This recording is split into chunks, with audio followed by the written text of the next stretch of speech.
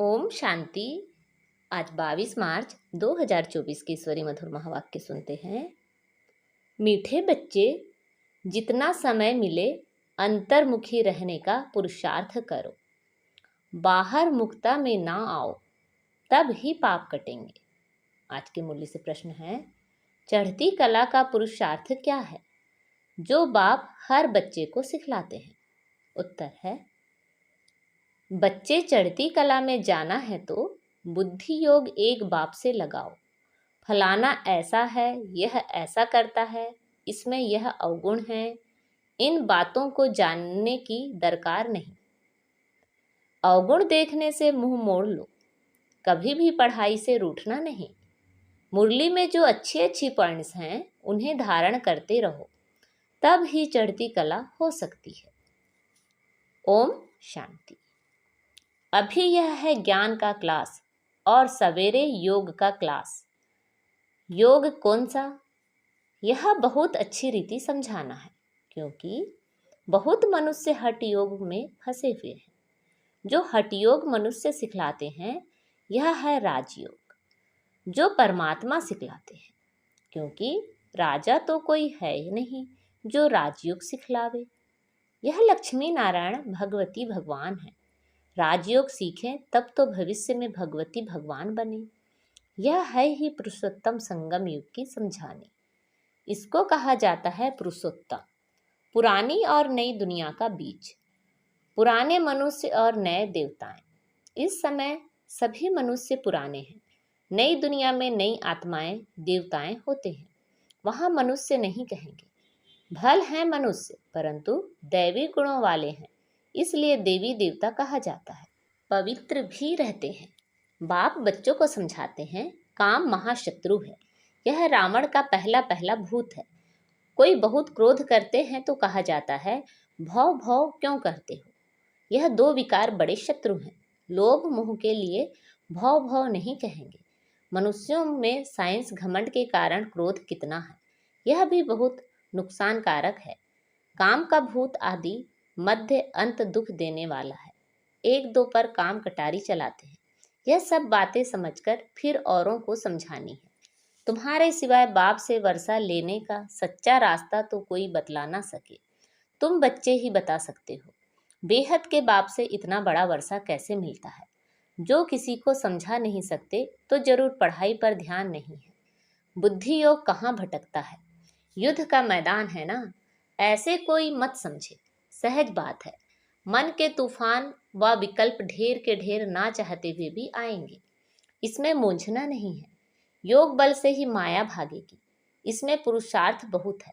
धंधे धोरी में कितने थक जाते हैं, क्योंकि देह अभिमान में रहते हैं।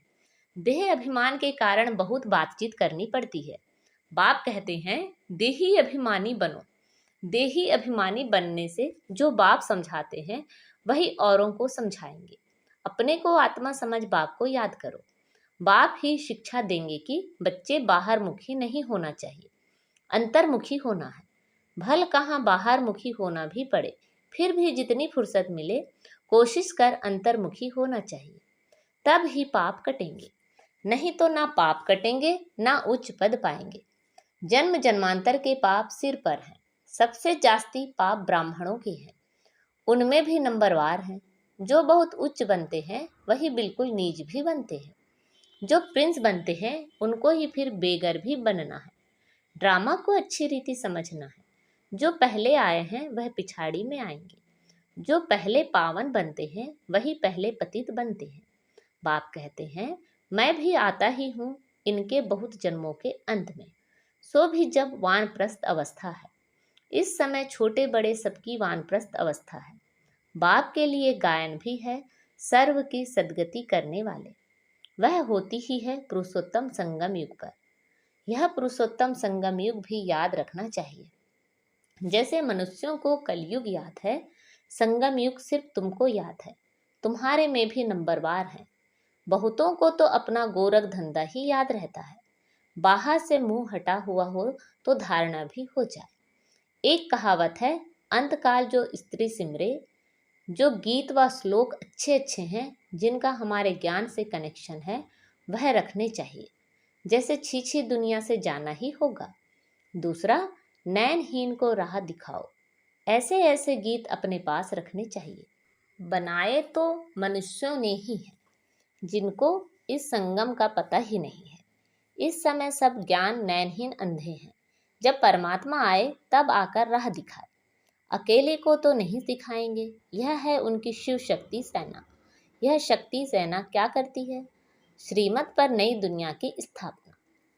तुम भी राजयोग सीखते हो, जो भगवान के सिवाय कोई सिखला ना सके। भगवान तो निराकार है, उनको तो अपना शरीर है नहीं। बाकी जो भी हैं सब शरीरधारी हैं। ऊंच ते ऊंच तो एक बाप ही है, जो तुमको पढ़ाते हैं। यह तो तुम ही जानो। तुम्हारे में भी नंबरवार हैं, तो तुमको वार्निंग देनी चाहिए। बड़े बड़े अखबार में डालना चाहिए। मनुष्य जो योग सिखलाते हैं वह है हठयोग। राजयोग एक परम पिता परमात्मा बाप ही सिखलाते हैं, जिससे मुक्ति जीवन मुक्ति मिलती है। हठ योग से दोनों नहीं मिलते। वह है हठ योग, जो कि परंपरा से चला आता है, पुराना है। यह राजयोग सिर्फ संगम युग पर बाप सिखलाते हैं। बाबा ने समझाया है, जब भाषण करते हो तो टॉपिक्स निकालनी चाहिए, परंतु ऐसे करते नहीं हैं। श्रीमत पर चलने वाले बहुत थोड़े हैं। पहले भाषण लिखो, फिर पक्का करो तो याद आएगा। तुमको ओरली भाषण करना है, तुमको पढ़कर तो सुनाना नहीं है। विचार सागर मंथन कर भाषण करने की ताकत उसमें रहेगी जो अपने को आत्मा समझकर फिर बोलते हैं। हम भाइयों को सुनाते हैं, ऐसे समझने से ताकत रहेगी। यह बहुत ऊंची मंजिल है ना। पान का बीड़ा उठाना मासी का घर नहीं है। जितना तुम रुस्तम बनेंगे उतना माया का वार होगा। अंगद व महावीर भी रुस्तम था। तब कहा रावण भी हमको हिलाकर दिखाए। यह स्थूल बातें नहीं, शास्त्रों में यह दंत कथाएं हैं। यह कान जो परमात्मा बात का सुन हरि ज्ञान सुनने वाले थे, वह दंत कथाएं सुन सुनकर एकदम पत्थर बन गए हैं। भक्ति मार्ग में माथा भी घिसाया तो पैसा भी गंवाया। सीढ़ी नीचे ही उतरते आए। 84 जन्मों की भी कहानी है ना। जो भी भक्ति की है नीचे ही उतरे हैं। अब बाप ऊपर चढ़ना सिखलाते हैं। अब तुम्हारी चढ़ती कला है। अगर बुद्धि योग बाप के साथ नहीं लगाएंगे तो जरूर नीचे ही गिरेंगे। बाप को याद करते हो तो ऊपर चढ़ते हो। मेहनत है बहुत, परंतु बच्चे गफलत करते हैं। धंधे में बाप को और नॉलेज को भूल जाते हैं। माया तूफान में लाती है, फलाना ऐसा है, यह करता है, यह ब्राह्मणी ऐसी है, इसमें यह अवगुण है। अरे इसमें तुम्हारा क्या जाता है? सर्वगुण संपन्न तो कोई बना नहीं है।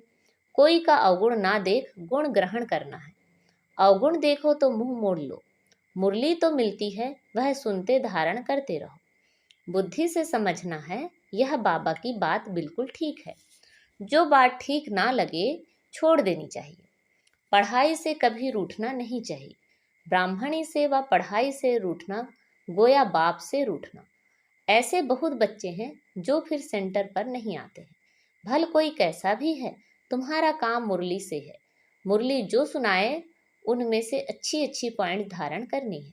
किसी से बात करने में मजा नहीं आता तो शांत करके मुरली सुनकर चले जाना चाहिए। रूठना नहीं चाहिए कि हम यहाँ नहीं आएंगे। नंबरवार तो हैं। यह भी अच्छा है जो सुबह को तुम याद में बैठते हो। बाबा आकर सर्च लाइट देते हैं। बाबा अनुभव सुनाते हैं। जब बैठते हैं तो जो अन्यन है वह बच्चे पहले याद आते हैं। भल विलायत में हैं, कलकत्ते में हैं, तो पहले अनन्य को याद कर सर्च लाइट देते हैं। बच्चे तो भल यहाँ भी बैठे हैं, परंतु बाबा याद उनको करते हैं जो सर्विस करते हैं। जैसे अच्छे बच्चे शरीर छोड़ जाते हैं तो उनकी आत्मा को भी याद करते हैं। बहुत सर्विस करके गए हैं तो जरूर यहाँ के नज़दीक कोई घर में होंगे, तो उनको भी बाबा याद कर सर्च लाइट देते हैं तो सब बाबा के बच्चे। परंतु कौन कौन अच्छी सर्विस करते हैं यह तो सब जानते हैं। बाबा ने कहा यहाँ सर्च लाइट दो तो देते हैं। 2 इंजन है ना, यह भी इतना उच्च पद पाते हैं तो जरूर ताकत होगी। भल बाबा कहते हैं हमेशा यही समझो कि शिव बाबा पढ़ाते हैं तो उनकी याद रहनी चाहिए। बाकी यह तो समझते हो यहाँ 2 बत्ती हैं और तो कोई दो बत्ती नहीं है, इसलिए यहाँ दो बत्तियां के सम्मुख आते हैं तो अच्छी तरह से रिफ्रेश होते हैं। टाइम भी सवेरे का अच्छा है, स्नान कर छत पर एकांत में चले जाना चाहिए। बाबा ने इसीलिए बड़ी बड़ी छतें बनाई हैं। पादरी लोग भी एकदम साइलेंस में जाते हैं। जरूर क्राइस्ट को याद करते होंगे, गॉड को जानते नहीं। अगर गॉड को याद करते होंगे तो शिवलिंग ही बुद्धि में आता होगा। अपनी मस्ती में जाते हैं तो उनसे गुण उठाना है। दत्तात्रेय के लिए भी कहते हैं, वह सबसे गुण उठाते थे। तुम बच्चे भी नंबरवार दत्तात्रेय हो। यहाँ एकांत बहुत अच्छा है, जितनी चाहो कमाई कर सकते हो। बाहर तो गोरख धंधा याद पड़ेगा।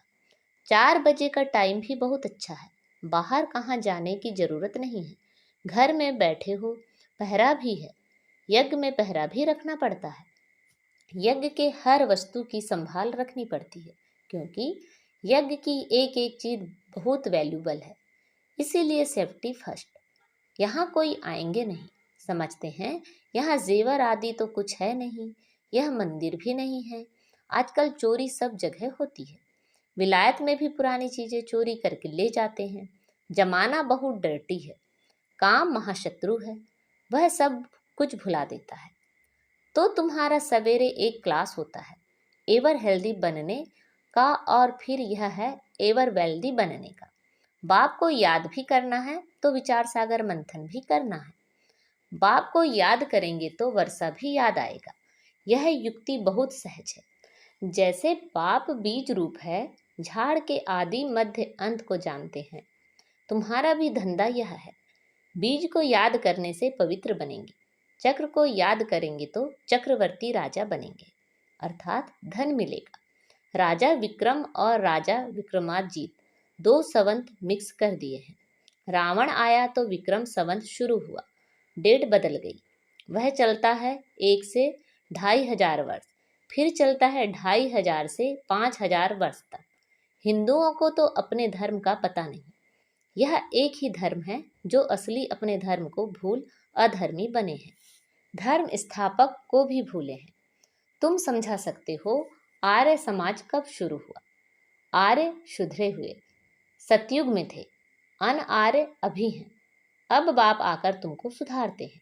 तुम्हारी बुद्धि में सारा चक्र है।